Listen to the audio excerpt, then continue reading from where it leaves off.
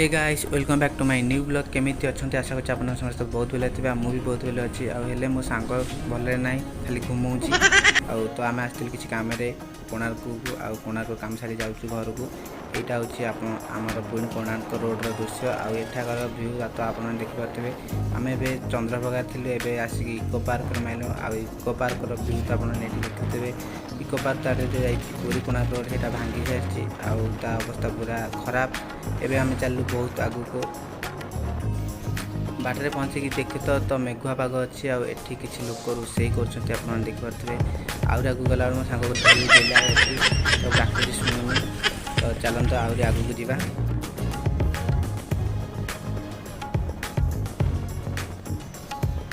Hey guys आम ए पहुँचा रामचंडी मुहाण देखिए ये नई आ समुद्र संगम स्थली फाइनाली मो सांगर निद भांगी सारी आम चलू घर को पहुँचा रामचंडी।